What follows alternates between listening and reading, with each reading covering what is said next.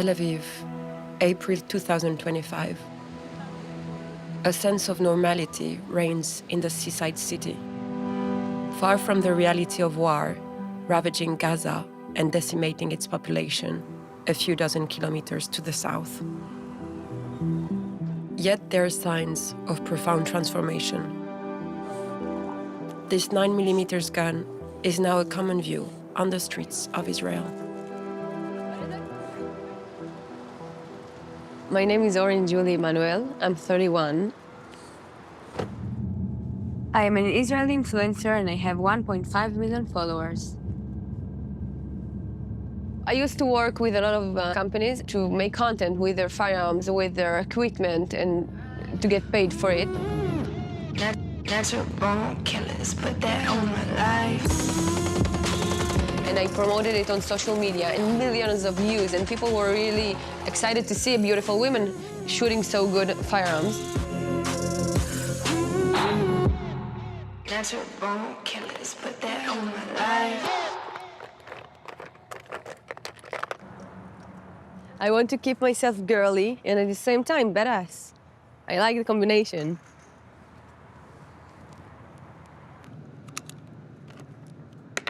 Oren Julie fought in the Israeli army for over 3 years.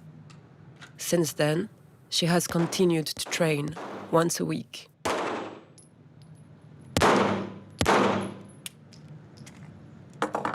יש לך בעצם, צד אחד יש לנו את המחסה.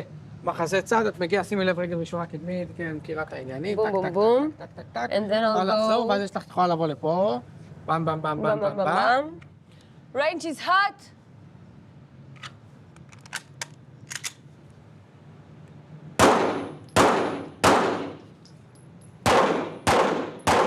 I got familiar with all the firearms world back in the army, and I just fell in love. I held the gun and I felt power. I felt like, I can protect myself, I can protect my family, I can protect my country, let's do it. It's very complicated to explain my ideas to people because they are trying to put it in a box.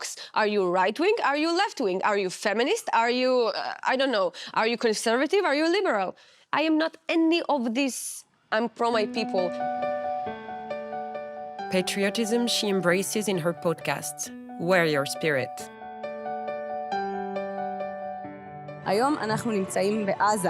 מה החיילים שלנו פה עושים בעזה? אז אני אשמח לשמוע אם יש לך איזשהו מסר לעם ישראל. זה זמן שכבר הרצועה פה היא די באזור ספציפית כאן טיפה יותר שקט. עדיין האיום קיים. אנחנו תופסים משימות בנים ובנות כאחד.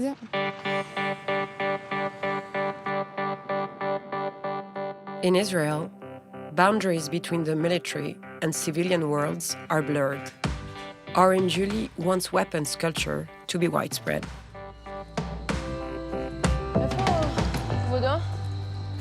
Here they have things for soldiers, for citizens who shoot.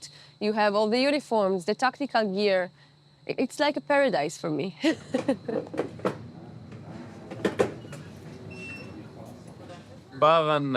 Since October 7th, we've had an incredible rise in female customers. Over 50%, I'd say. What we see is that they react more and more in the streets. When there are attacks, for example, women use their weapons. It wasn't like that before. את מהממת. וואו, זה שאת עם נשק בכלל, כאילו גם אני... את גם יורה? כן. אז גם פצצה גם יורה. אז אנחנו באותו... כן, אבל הפודקאסט שלך זה... את שומעת? בטח. איזה כיף, וואי, זה מה זה מרגש אותי. סליחי נשמה. תודה יפה שלי, ממש תודה רבה. I feel like I opened the door for a lot of women and also made it like trendy in kind of way. I don't like the way like trendy sounds, but I just raised the awareness for something that was in the dark.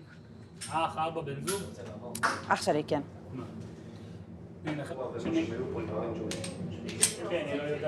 I like the fact that more and more women wanted to buy a gun. I actually talked to some of my friends and they wanted the same.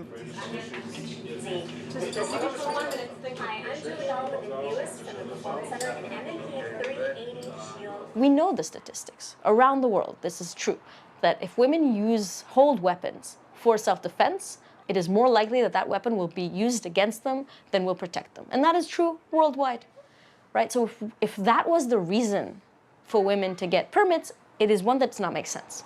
But also, the gun industry functions like any other industry out there, which is that at some point they feel like they have been around the market enough that they need to open a new market. And that if it wants to build more audience, then the kind of classic idea of I'm selling a weapon to a man for them to protect their family and their surrounding, or a nice little macho or whatever, is not enough, because there's another 50% of the population that could be a market. And we've seen that in all industries, right? How cigarettes at first were only marketed to men, and then we're like, oh, actually there's a whole other market that we can open up. But obviously October 7th just increased that dramatically. More than 1,200 Israelis were killed that day. A massacre that prompted the Minister of National Security, Itamar Ben-Gvir, to lower the criteria of eligibility to carry weapons. Here in a white shirt, the far-right politician distributes rifles to volunteers a few days after the attack. In a society where 300,000 reservists already carry their weapons, his department is granting over 157,000 additional permits in just a few months, 12 times more than in 2022. Applications from women are 4 times more important than before.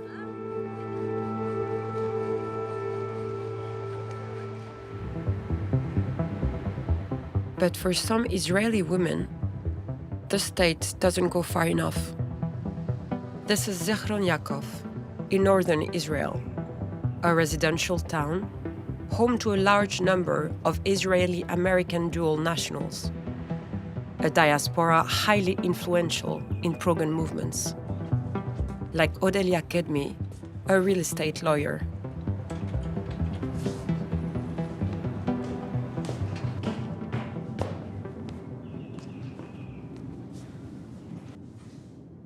I am an American citizen. I decided that I want to raise my children in Israel. Looking at the United States, there's about almost 50% of armed people in the United States are women. And when you look at the statistics in Israel, we're talking about maybe 5% of the armed population. So there's a long way to go to reach the level in the United States. My goal is that every woman in Israel that wants to be able to protect herself will have the right to do so. I am now wearing a gun. I'm saying wearing because it really becomes part of your body in a way, or accessory.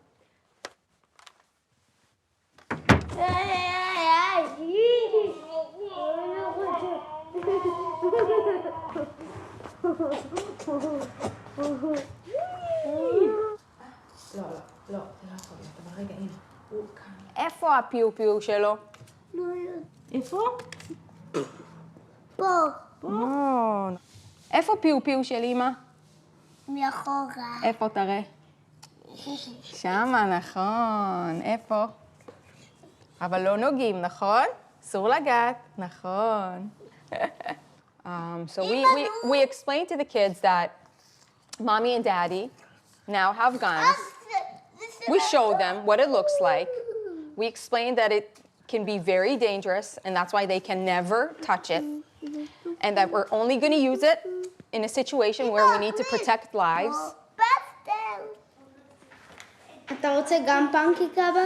כן, אנחנו נשב כולנו ונאכל. טוב?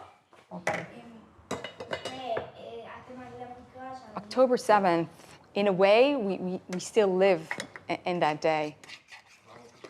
That night, my husband was already called up for reserve, and the next day he left, and he actually served in Gaza for more than 100 days.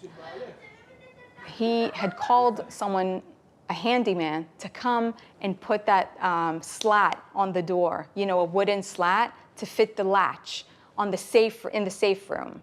And I'm thinking to myself, that piece of wood, That's what's going to save me if a terrorist comes into my house?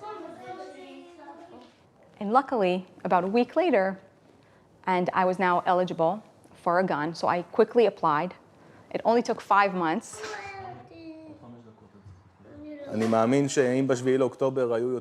I think if there had been more women with guns on October 7th, there would have been fewer women killed that day. We lost a lot of them.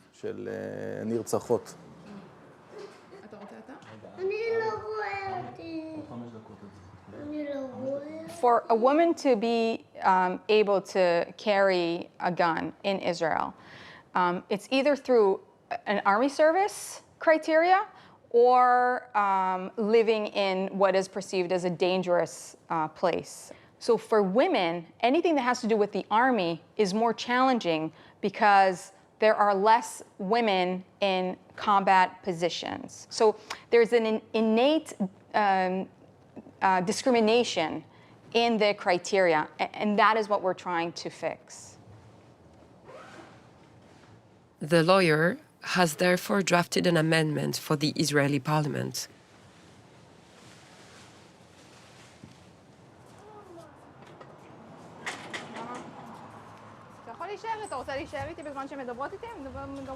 Women are a weak target and are more prone to be hurt in a terror attack. There are places that are heavily dominated by women, like schools or playgrounds, so they need to learn how to protect themselves.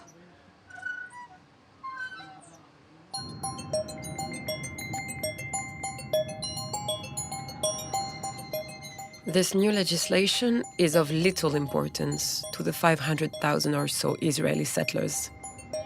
In the occupied West Bank, it's much easier to get a gun than in Israel.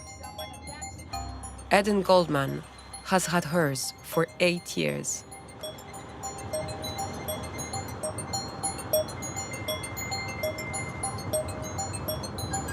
ברוך שעשה לי נס במקום הזה.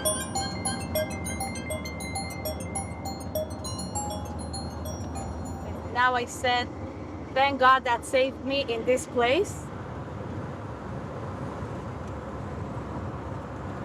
A tummy and a gun. Very weird.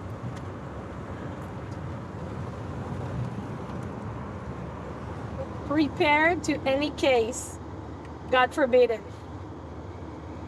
I hope I won't need to use it. For example, sometimes terrorists, they block the road. And when they block the road, so sometimes you need to use your weapon in order to fight back and defend yourself.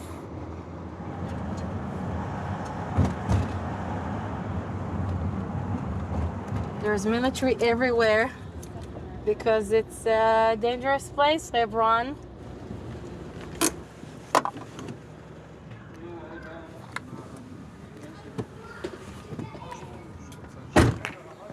צהריים טובים, מה נשמע? תודה רבה לכם. תודה לכם.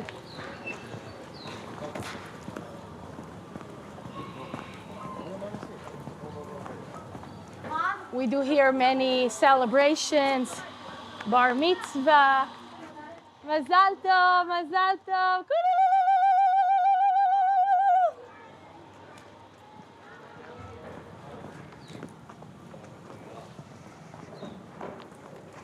That's Arabs, and you see that the army really needs to shut down all of the windows so they can't throw stones on us. For over 50 years, Israeli settlers and Palestinian families have been fighting over the old city of Hebron.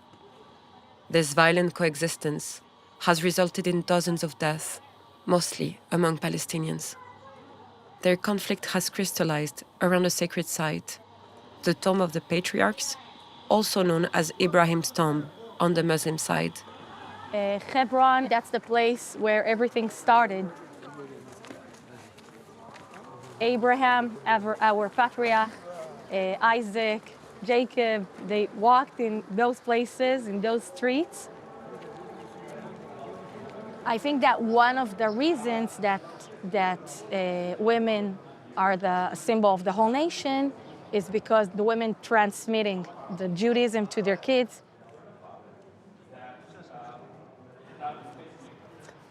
On the October 7th, I think that the rapes, the terrible rapes, were part of the humiliation against us, against the entire nation. And when I carry a gun, I feel that I add more power to the Jewish nation and to the women.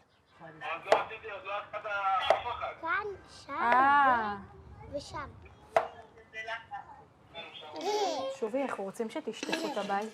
כן? כן, עכשיו. I live in a dangerous place, and I'm a teacher, and I'm charged on students. So because of those two reasons, I got a gun pretty easily.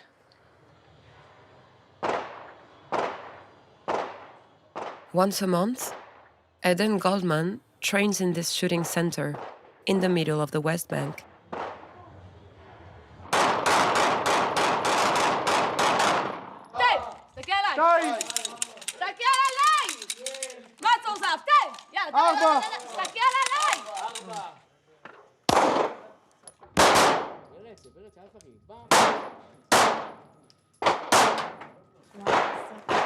The mother shoots blanks so she doesn't affect her ongoing 7th pregnancy. גוף! גוף! טוב מאוד. גוף! וחזור. וואלה, טיפוסית מקריית ארבע. שומעת מחבל נדלקת. בחודש שביעי. כן. וואלה, חזקה, את מאוד. וחזור. עכשיו מה שנעשה זה אימון לחימה בשטח בנוי בחדר. זה יכול להיות סיטואציה שבה מחבל נכנס הביתה והילדים בבית ורק את בבית ואין ברירה, צריך להילחם. מחבלים בבית. טוב מאוד. מצוין. הוא נפל. יפה מאוד. ותמשיכי. When I treat a woman, it's not that I give up on her and I tell, oh, it's hard for you, don't do that. I make it hard for her because most of the women here in Israel weren't combat soldiers in the military, so the first time they shoot a weapon is here, and that's why they get a little bit more frightened. But let me tell you something, women are better shot than men. Why? A lot of men trained in the army, they get under pressure, they shoot everybody, and the women, they're focused, they're cool, and they know what they're doing.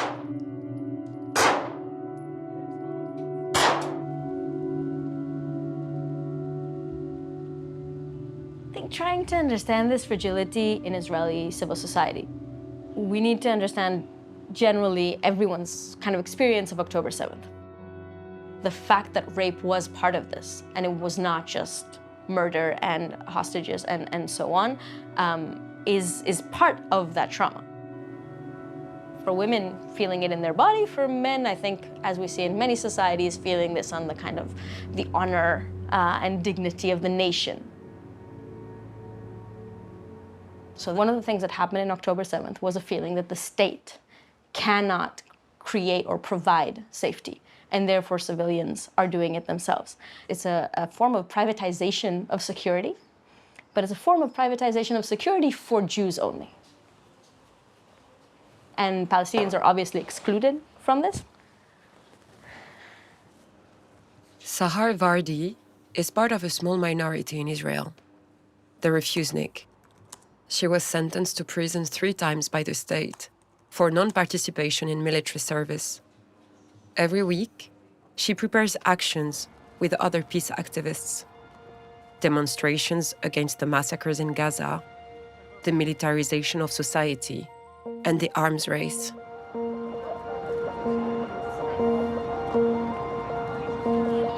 שלום, מלא אנשים, כולם הגיעו. כולם הגיעו. שלום, שלום, שלום, שלום. I think it's very clear that what weapons on the streets do is segregate society between the people who are supposed to feel threatened by these and people who are supposed to feel safe by these. But for Palestinians, they are a constant reminder on the street that they are being controlled, that they are under threat.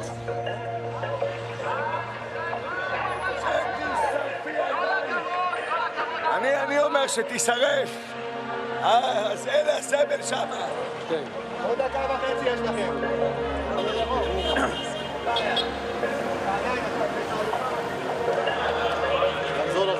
נחזור אחורה למקום שלכם. היועץ המשפטי שלכם, של המשטרה, אני רק אומרת, שב ומבהיר כי על פי דין אין למשטרה סמכות למנוע הנפת דגלים בשלט אופנם, גם אם מדובר בשלטים מקוממים. Most of the time, these gatherings end up at the police station, among the screams of counter-demonstrators.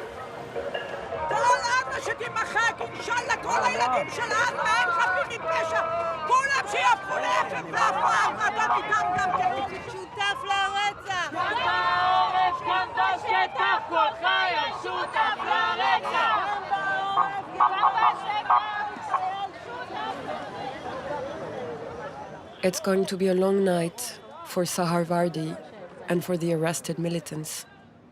A long night for all Israeli pacifists, a group that is getting weaker day by day. On the other side, nothing seems to stop the rise of nationalists.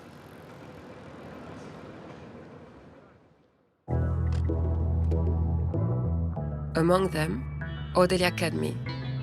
After 18 months of proceedings, she's heading to the Israeli parliament. We are heading to the Knesset to vote on a proposal that will allow women to carry weapons when they get out of the army. Lobbyists want to influence a parliamentary committee on national security. Their aim? To ease the requirements for former female soldiers to carry weapons, regardless of age. With these changes, twice as many Israeli women could eventually arm themselves. אני חושבת שיש פה אפליה, אני חושבת שיש פה גילנות, אני חושבת שיש פה קושי משפטי רציני מאחד מהתבחינים האחרים. אני על זה לא יודע לענות, אבל שוב, כל תבחין והנימוקים שלו. בסדר. בוקר אור, שלום. אנחנו התכנסנו כאן כדי לדון בתקנות כלי הירייה. יש מי שיודע לומר על זה. תוך דין נודליה, בבקשה. כפי שנוכחנו ב7 באוקטובר, מכל הסיבות האלה נשים ראויות להגנה מוגברת. אבל מי יגן על האישה בצורה הטובה ביותר? בן הזוג? במילואים. המשטרה והצבא, הם לא יכולים להיות בכל מקום, בכל רגע נתון. לא יעזור כלום. המגן האפקטיבי והמיטבי של אישה הוא האישה עצמה. מי בעד אישור התקנות לבקשת המשרד לביטחון לאומי? מקובל. אוקיי. תודה.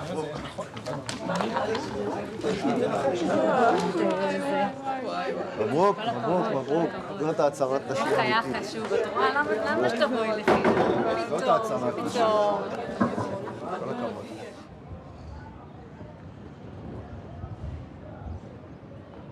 אני סופר מתרגשת לעדכן אתכם שסוף סוף אתם היום הופכות להיות זכאיות לרישיון נשק. זה ייכנס לתוקף ב-13 ליולי, בעזרת השם יהיו לנו הרבה יותר נשים חמושות ברחובות ישראל, צעד ענק לנשים בישראל. Once again, the sound of guns is set to resonate in Israel, and the fault lines to stay entrenched.